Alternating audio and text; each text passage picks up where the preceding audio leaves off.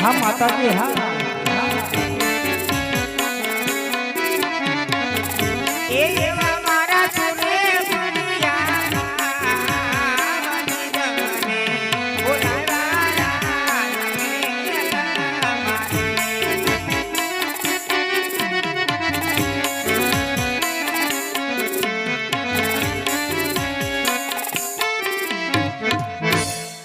અરે વીરા પ્રધાન હા માતાજી આજ કોઈ દિવસ નહીં ત્યારે રાજમહેલ ની અંદર અમને શા માટે બોલાવ્યા છે વીરા?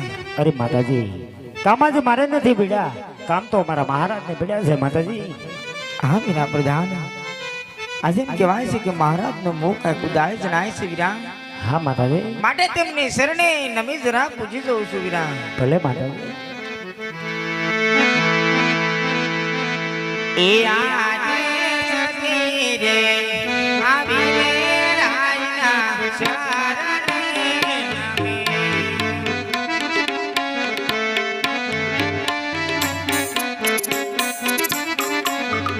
એ લમનો કરે મારા જતી રે આવી રે રાયના શરણે નમે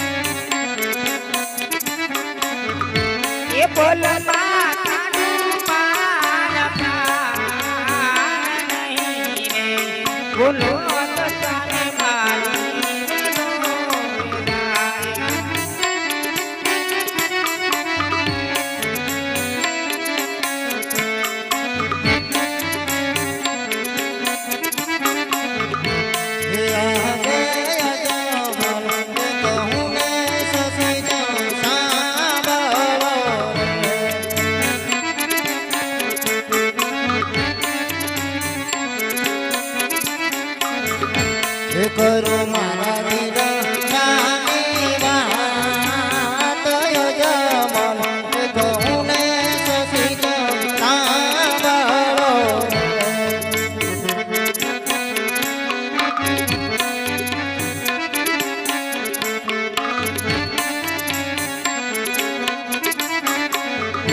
હે આ દેવ પ્રાણનો રાજા યજમન મજીયો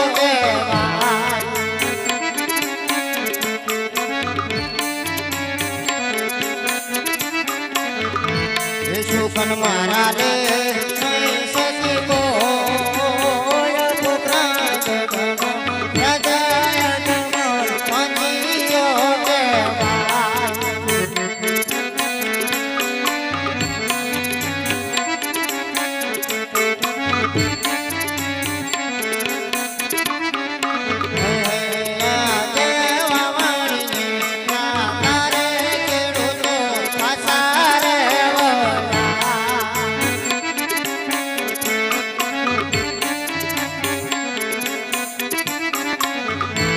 સુખન મારા રે સસી બોય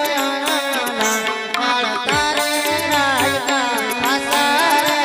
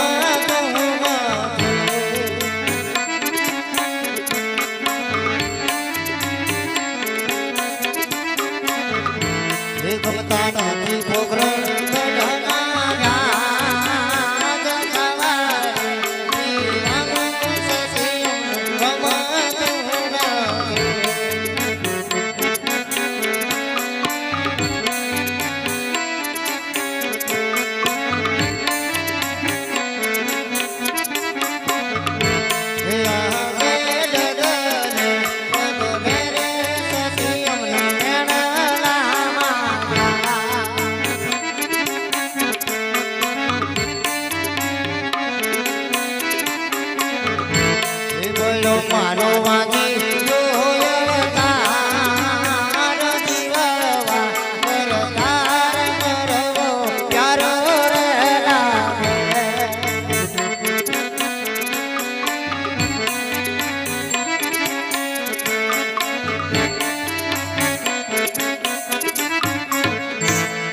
અરે હસતે પોકરણ ગઢની પ્રજા આજ આપણું મુખ જોવા પણ રાજી નથી. અરે મારા નાથ, આપણે વાંચ્યા શા માટે કહેવાય? આજ હું કહું તમે સાંભળો મારા નાથ, હું કહું તમે સાંભળો. એ આજે લાશા રે લક્ષ્મી રે ભગવાનની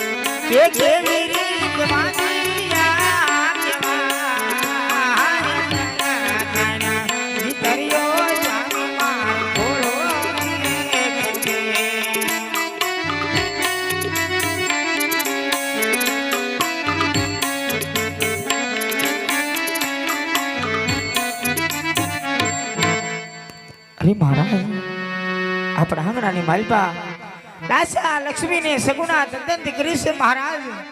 શા માટે વાજ્યા કહેવાય? અરે હસતે કેવું તમારું સત્ય છે.